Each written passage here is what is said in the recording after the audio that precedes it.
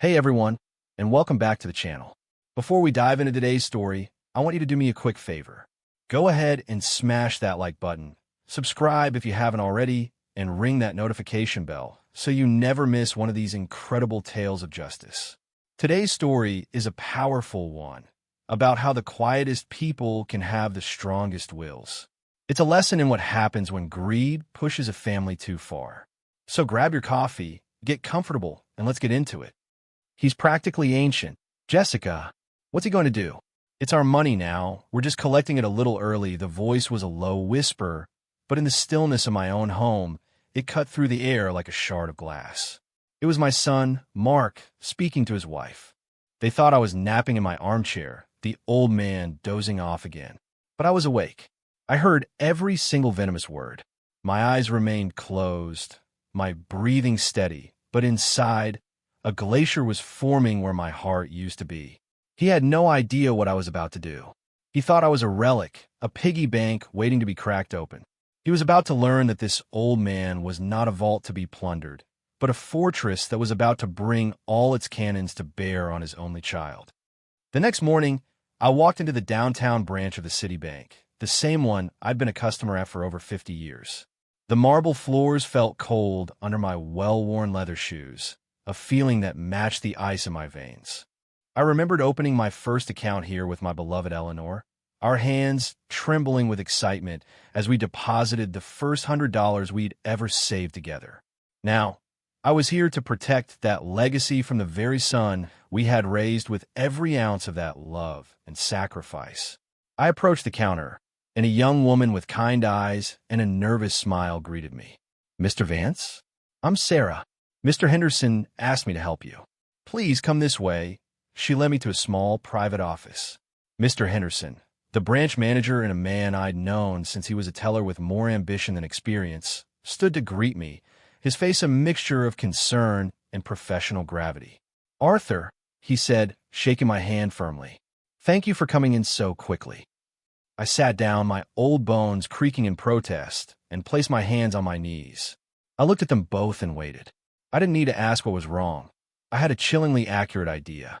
Sarah, the young clerk, took a deep breath. "Mr. Vance," she began, her voice a little shaky, "your son, Mark Vance, was here yesterday afternoon. He presented a general power of attorney document and requested to close all of your accounts and have the entire balance transferred into an account under his name."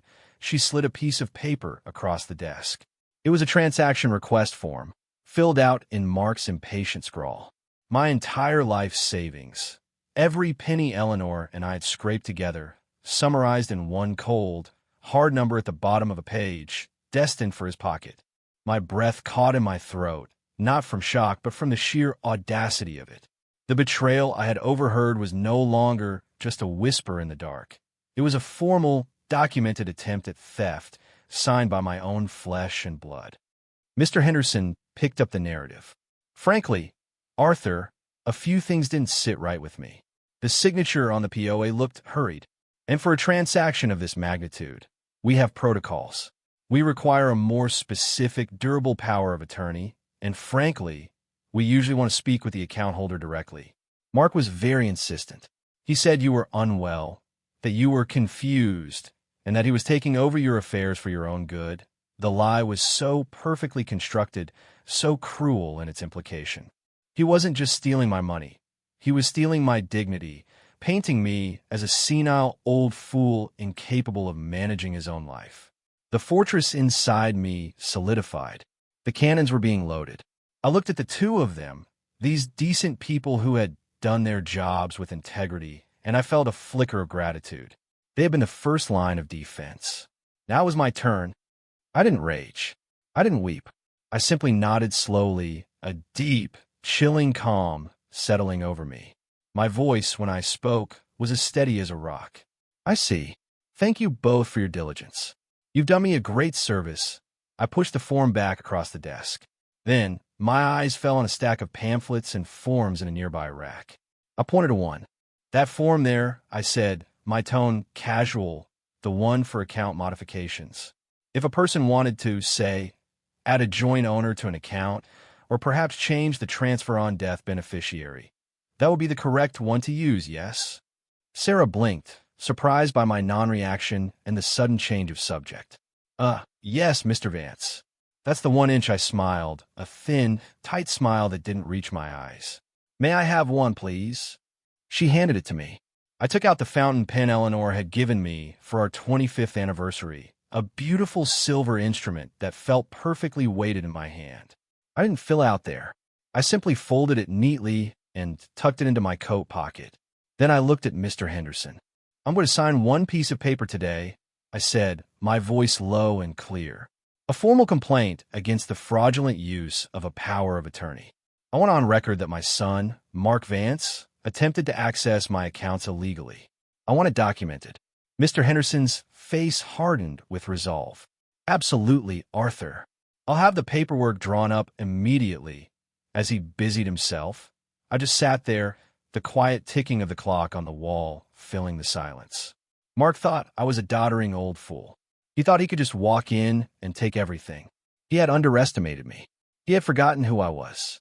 He had forgotten the man who built a successful carpentry business from nothing but sawdust and determination.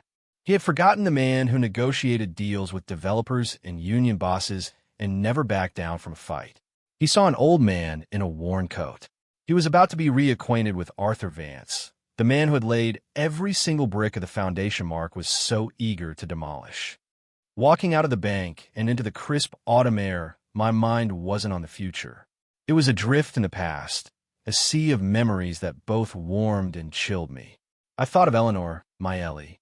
We met just after the war, two young kids with nothing but calluses on our hands and a fierce, unyielding love in our hearts. We started with a rented room and a shared dream. I was a carpenter, and she was a seamstress. Our first years were a patchwork of hard labor and quiet joys. I remember the scent of sawdust on my clothes mingling with the smell of the pot roast she'd saved up all week to make. I remembered her pricking her finger on her sewing machine late at night, and me kissing it better, her tired smile lighting up the whole room. We saved every spare dime, not in a bank at first, but in a coffee can hidden under a loose floorboard. That coffee can was the foundation of our entire life. When we finally had enough to start my business, Vance and Son Carpentry, it was the proudest day of my life. The and son part was aspirational then. Mark wasn't even born. It was a promise to the future, a testament to our belief in building something that would last. Ellie handled the books, her sharp mind and meticulous records keeping us afloat through lean times. I handled the wood, the hammers, the saws. We worked side by side, partners in every sense of the word. We built custom cabinets, we framed houses, we restored antique furniture. We poured our sweat and our souls into that business, and it grew. It provided a good life for us, and an even better one for Mark. Mark, our boy, he was the center of our universe. We gave him everything we never had. The best schools, new clothes, lessons for any instrument he showed a passing interest in. We never wanted him to know the struggle we'd known. We wanted his hands to be soft, his path to be smooth. And for a while, it seemed we had succeeded. He was a bright kid, charming and quick-witted. But looking back now, I could see the seeds of entitlement we had accidentally sown. He never had to work for anything, not really. Success was something that was provided for him, not earned. The business was always Vance and Son, and he knew, from the moment he could understand, that the son was him. He joined me after college, not out of passion for the craft, but out of an expectation that it was his birthright. He was good with clients, I'll give him that. He had a salesman's smile, but he had no love for the wood, no patience for the meticulous work it took to turn a raw plank into something of beauty and function. He saw the business not as a legacy of hard work, but as a machine that printed money. Then came Jessica. She was sleek and modern, with a taste for things far beyond their means. She saw the house Eleanor and I had built with our own hands, not as a home filled with memories, but as a valuable piece of real estate. She saw my life savings not as a safety net for my old age, but as a barrier to her next luxury vacation or a new car. She amplified Mark's worst tendencies, whispering poison into his ear, stoking his impatience, validating his greed. I saw the change in him. The way he'd look at me, his eyes glazing over as I told a story about the old days, his attention only snapping back when the topic turned to money or assets. The visits became less frequent, and when they did happen, they felt like inspections. They'd wander through the house, commenting on the value of my antique roll-top desk, the silver candlesticks Ellie had inherited from her mother, the acreage of the land. The final straw had been 3 weeks ago. They'd invited me over for dinner, a rare occurrence. It was a transparently staged affair. They sat me down in their sterile, gray living room and broached the subject with all the subtlety of a sledgehammer. "Dad," Mark had started, his voice oozing with false concern, "we've been worried about you. This big house, it's a lot for you to manage on your own. All the upkeep, the stairs."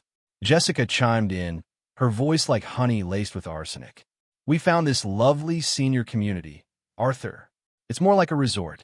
They have activities, and all your meals are prepared.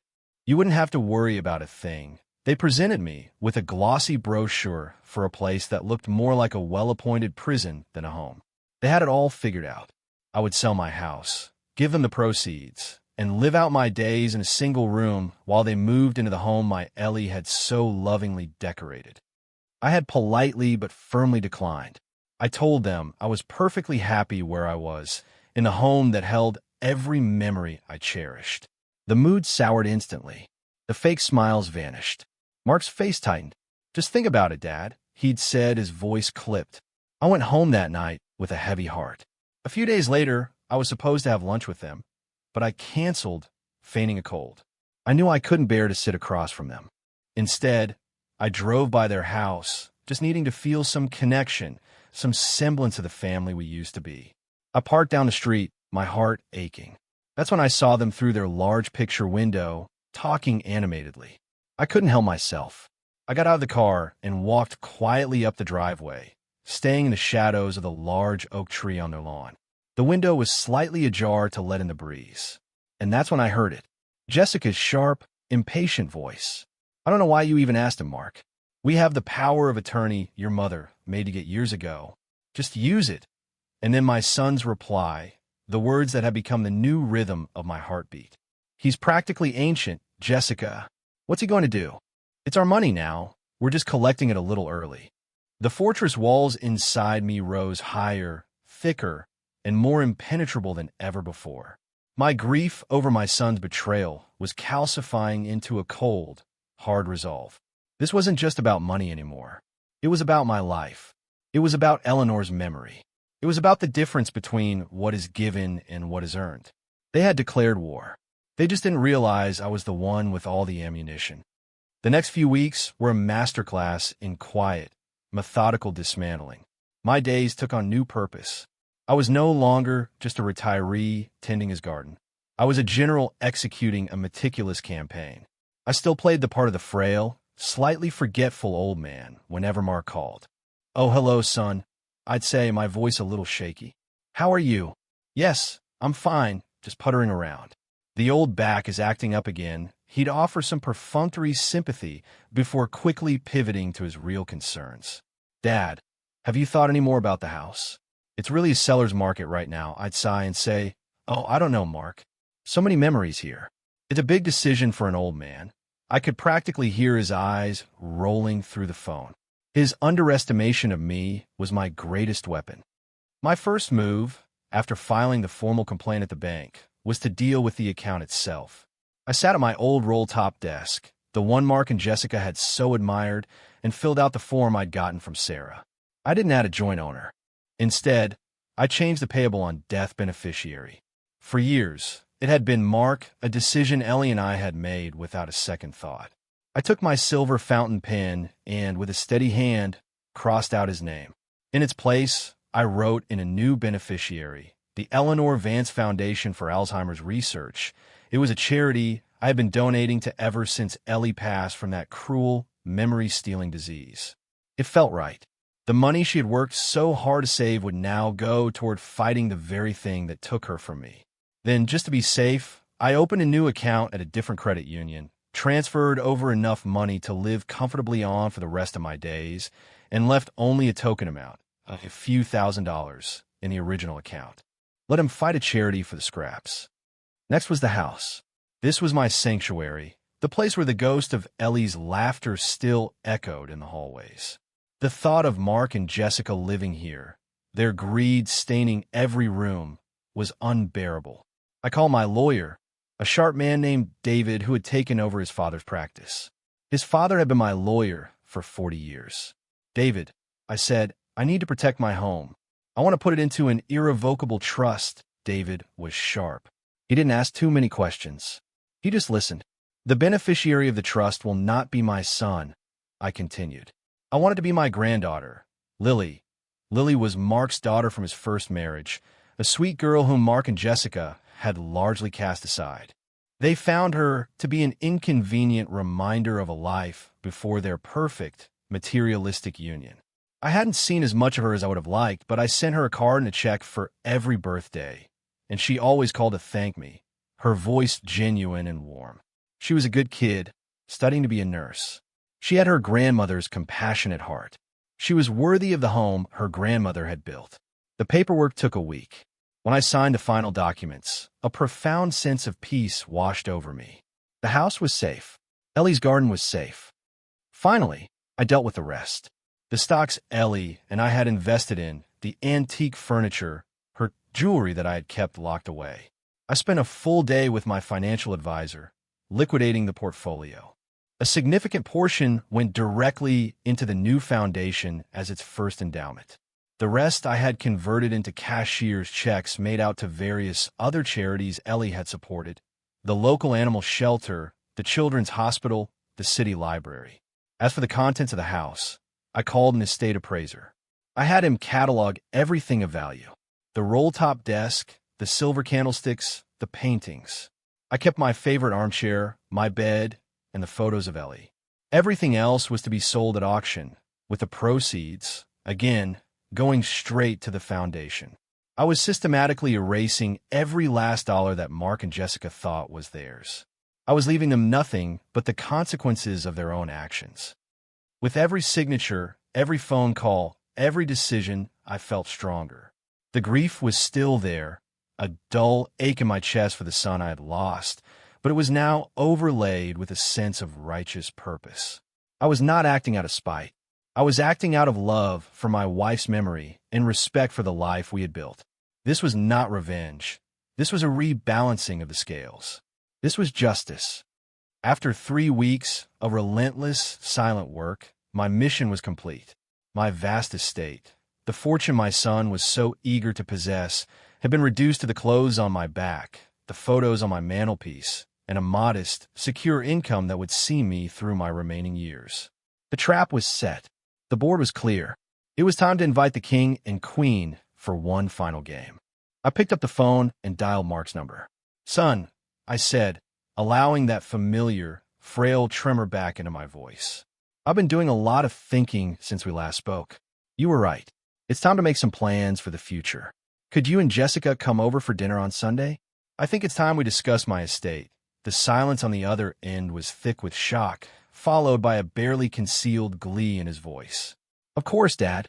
We'd love to. We'll be there." I hung up the phone and a slow, cold smile spread across my face. The performance of a lifetime was about to begin.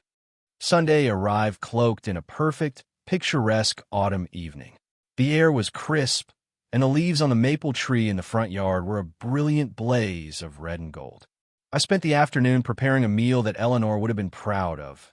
A slow-cooked pot roast, creamy mashed potatoes, and green beans from my own garden. The aroma filled the house, a scent of warmth and family that felt like a bitter irony. As I set the dining room table with Ellie's best china and silver, the ones reserved for special occasions, I felt like an actor preparing for his final scene on a stage he had built himself.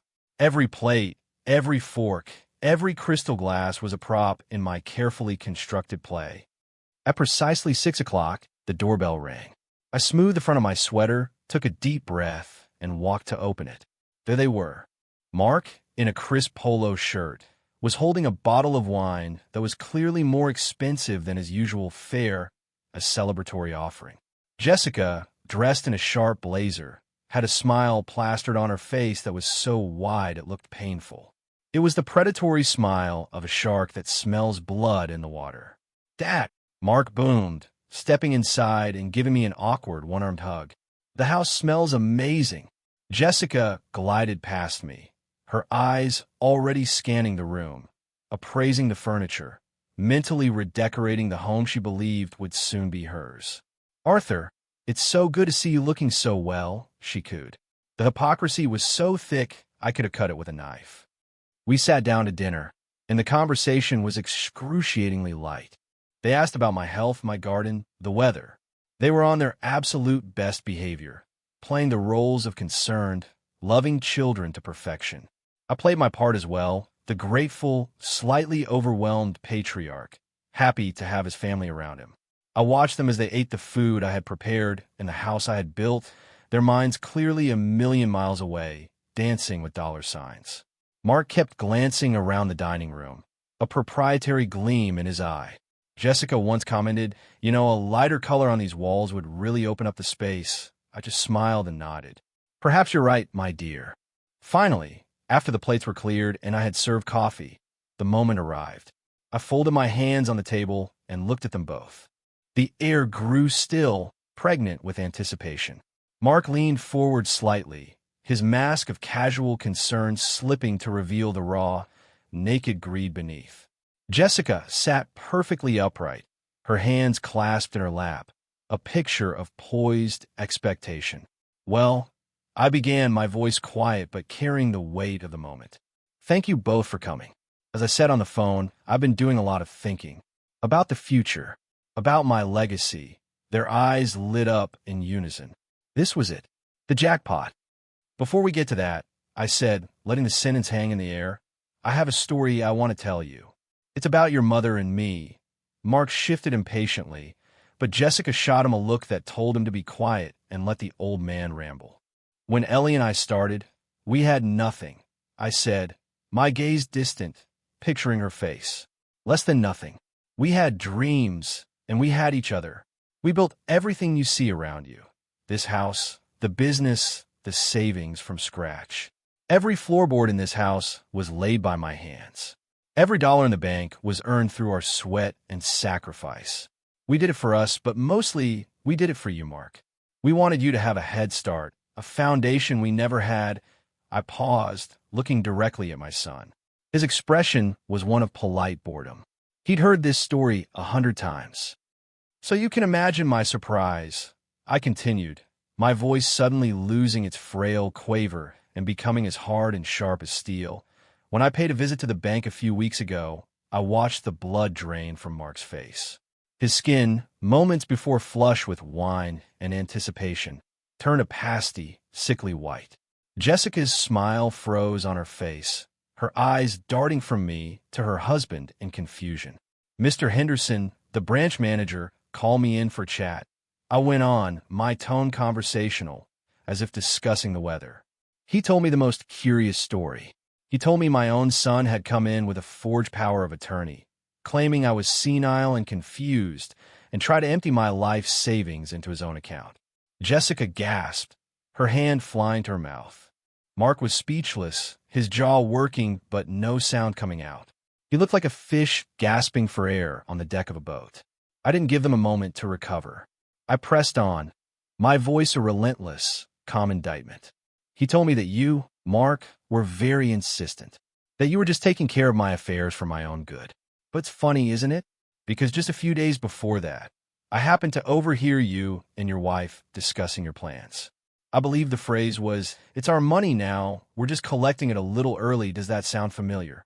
Jessica began to tremble, her carefully constructed composure shattering like cheap glass. Mark finally found his voice, a strangled, desperate croak. "Dad, it's not what you think. We were just worried about you." The lie was pathetic, an insult to my intelligence. I held up a hand, silencing him. "Please, Mark, do not add foolish lies to the sins of theft and betrayal. I am not senile. My hearing is excellent. And my memory," I said, tapping my temple, "is crystal clear." I leaned back in my chair, the picture of calm authority. When you declared war on me, you assumed you were fighting a feeble old man. You were mistaken. You were fighting for money. I was fighting for my life's work, for my wife's honor. It was never a fair fight. Then, with the precision of a surgeon, I laid out every single action I had taken over the past 3 weeks. So, I decided to make things simple for you, to take the burden of my estate off your hands. First, the bank account you so desperately wanted. The bulk of the money is gone, I'm afraid. Donated. What little is left will now transfer upon my death to the Eleanor Vance Foundation for Alzheimer's Research. I'm sure you wouldn't object to your mother's memory being honored in such a way. Mark's face was a mask of disbelief and horror. The house, I continued, gesturing around the room. This house that you were so eager to repaint. It is now the sole property of an irrevocable trust. You're not the beneficiary. Your daughter, Lily, is. I thought it was time that someone in this family showed her the kindness you and your wife have so cruelly denied her. Jessica let out a sob, burying her face in her hands. Mark shot to his feet, his chair scraping violently against the hardwood floor. You can't do that, he roared, his face turning a blotchy, furious red. That's my house. That's my money. No, Mark, I said, my voice dropping to an icy whisper. It was never yours. It was mine, earned by me, and you have proven beyond any doubt that you are not worthy of it. I reached into my jacket pocket and pulled out a single white envelope. I slid it across the polished table toward him. Everything else, the stocks, the investments, the antiques, your mother's jewelry, has been liquidated. The proceeds have endowed the foundation. This, I said, tapping the envelope, is your inheritance. Everything you have earned.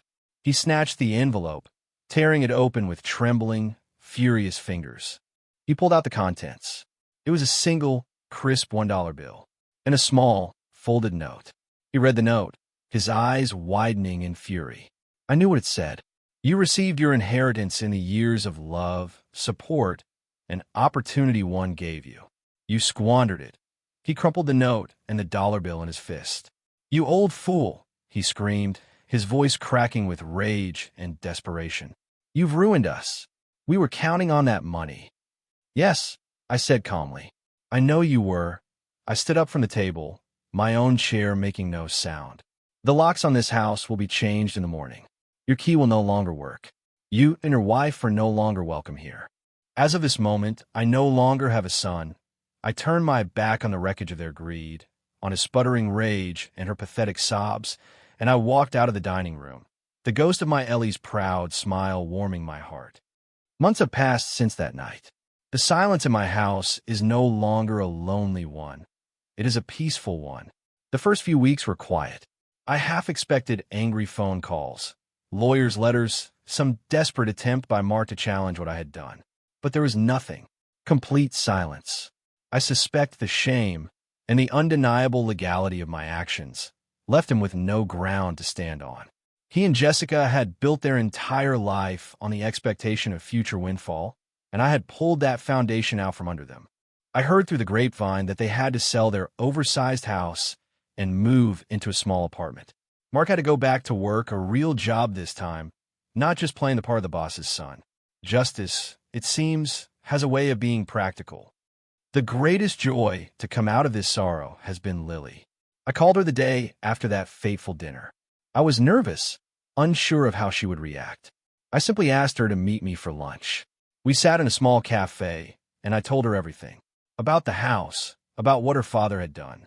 Her eyes filled with tears, not for the inheritance, but for me. I'm so sorry, Grandpa, she whispered, reaching across the table to take my hand. No one should be treated like that. In that moment, I saw her grandmother in her. The same empathy, the same quiet strength. I gave her a key to the house that day, not as a landlord to a tenant, but as a grandfather to his granddaughter. She visits every weekend now. We work in the garden together, her laughter chasing away the last of the shadows. She tells me about her nursing classes, her dreams of helping people. The house is filled with life again, with hope. It is a home once more. I've also thrown myself into the work of the foundation. It has given me a new purpose.